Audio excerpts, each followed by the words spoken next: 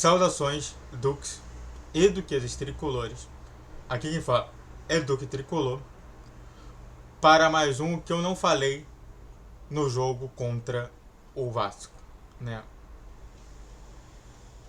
Então sente no sofá, na poltrona, deite na cama, relaxe, me escute e entre no meu divã. E bom, pra quem não sabe o que eu não falei, é simplesmente que não dá pra colocar todo o conteúdo do pós-jogo no pós-jogo. É por isso que eu deixo detalhando um pouquinho mais sobre o que eu vi sobre cada jogador. O pós-jogo, é isso que eu te falo.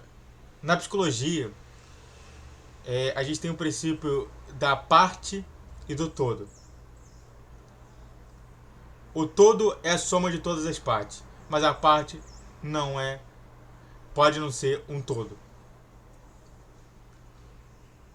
Então, eu simplesmente eu coloco o todo primeiro, como pós-jogo, e depois eu faço essa parte de realmente dividir para juntar tudo isso e concluir o vídeo do pós-jogo.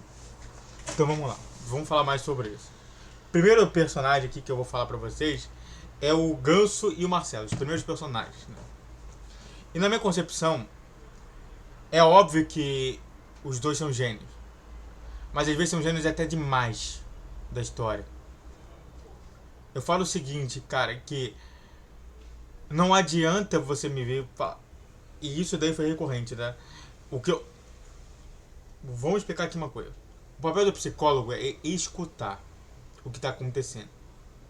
E quando eu escuto de André, Goga, Caio Paulista também, já falou um pouco sobre isso, sobre a genialidade de Ganso, eu, Goga e o André também da genialidade de Marcelo, afirmando que eles não erram, isso é um absurdo, porque todo mundo erra.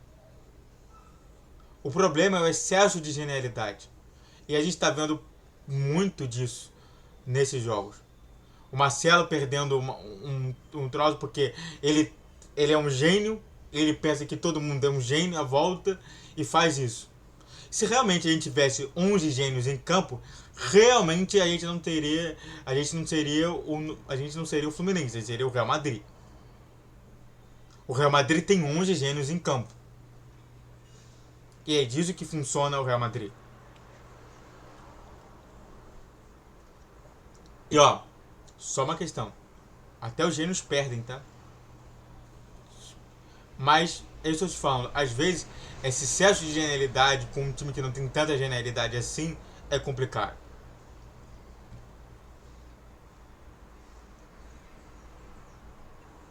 Então, vamos controlar essa genialidade um pouco. Eu falo o seguinte, né? Existe uma coisa também dentro da psicologia que é controlar a criatividade.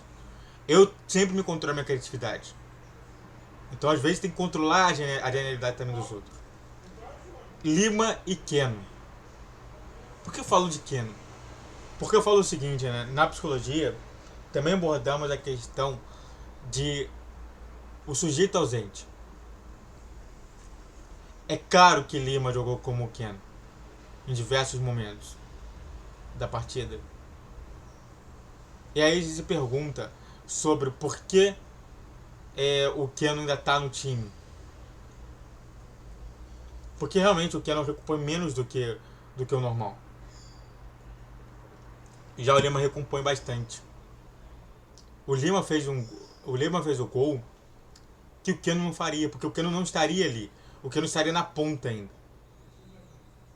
O que acontece é que a gente precisa sim conversar sobre o que está acontecendo naquela parte daquele lado ali. Do lado do Keno. Do lado esquerdo, né? Do lado esquerdo. Precisamos conversar muito isso. E claro, né? Lele e JK. Que às vezes pode fazer bons jogos, como também às vezes pode fazer péssimos jogos. Lele não se viu muito em campo. JK, mesma coisa. E a proposta que o Fluminense tinha com esses dois era por conta dos dribles, era por conta de uns chutes, de finalizações, que a gente não viu no jogo de hoje. Não viu no jogo do Fluminense Vasco. A gente tem que cobrar. O que eu tô falando de todos eles é que a gente tem que cobrar cada um deles. Antes de continuar falando mais sobre esse tema, se inscreve no canal, faça o que você quer, curte, comente, compartilhe, redes sociais na descrição de vídeo, todos os dias 10, 12, 20 horas, Pix na tela e vamos continuar falando mais sobre o que eu não falei. Felipe Melo e André. E bom, pensando muito mais na função de zaga. Às vezes eu acho que o Diniz, ele tá se propondo a uma hierarquia que às vezes não vai funcionar. Eu falei pra vocês sobre o psicologismo. E o psicologismo, a gente trabalha muito com essa ideia de hierarquia, infelizmente. Na minha concepção, o que Diniz falta é justamente o que deveria ter muito na qualidade de um bom psicólogo, a criatividade. A gente tem que entender que jogos como esse do Vasco, que não, o cara não dá nem proposto exatamente a querer chutar direito, a querer fazer, mas é correr. Todo jogador sabe fazer corrida. Todo jogador sabe correr com a bola. Você ter um cara como o Felipe Melo que não cumpre esse favor somente de correr é problemático. A gente vê diversas vezes essa questão da corrida do Felipe Melo ser afetada. Então, em jogos como esse, que o valor maior é a corrida, ao invés somente de uma técnica que o Felipe Melo consegue tirar tranquilamente, o Felipe Melo não é tão bom assim. E quando você coloca o André lá, já que ele corre muito mais do que o Felipe Melo, você vê que o jogo muda. Isso é muito importante a gente entender, às vezes, o comportamento, né? O comportamento não é sempre o mesmo. São outros times com outros comportamentos. E o que falar sobre Thiago Santos e a base tricolor? Porque pra mim a base tricolor não existe mais. Eu tô falando que o Fluminense está correndo em um certo perigo que não deveria incorrer.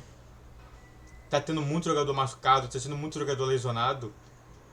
Saiu agora mais um lesionado, o Samuel Xavier. Mais um lesionado. Eu falei, cara, que o grande perigo é justamente quando começar as lesões. E as lesões acontecem muitas das vezes por conta de estourar os jogadores. Você compreender que às vezes é melhor colocar um jogador da base que tá ali fresquinho, que tá ali querendo jogar, que tá ali com gana, como Isaac, ou até mesmo o Arthur, seria interessante. Eu não vejo, por exemplo, a contratação que o Fluminense fez do nada do Giovani. Por que não colocar o Giovani às vezes no lugar do Marcelo? Eu vejo o Giovani muito bem na lateral. Então tem muita coisa que ainda não entendo sobre essa questão de contratação do Thiago Santos. Que eu não entendo o que significa o Thiago Santos no Fluminense. E novamente a gente pode questionar os comportamentos dos outros. E por fim, mas não tão menos importante, já que o tema é até mesmo comportamento, né? O dinizismo errou a empatar? Eu acho que não errou. É isso que eu te falo, às vezes não vai dar certo. O futebol é assim. O melhor time do mundo, o Real Madrid, perde. Perde. Você tem noção que o melhor time do mundo, o Real Madrid, perde? Às vezes perde de goleada. O que eu tô te falando é o seguinte: as pessoas elas querem colocar perfeição. E não existe a perfeição. No futebol não existe perfeição. No esporte não existe perfeição. Não há nada que discute absolutamente isso. Só para finalizar, um extra, que é o comportamento da torcida do Vasco.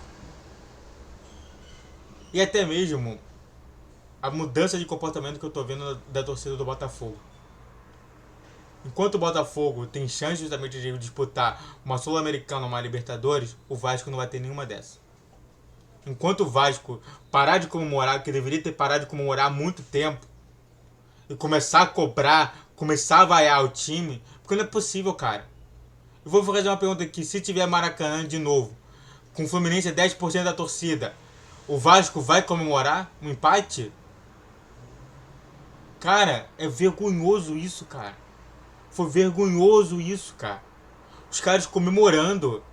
Os caras tinham que estar vaiando o time, meu Deus do céu. Teve um time que queria jogar futebol e teve um time que não queria jogar futebol. Vão cair pra Série B de novo. porque vocês merecem.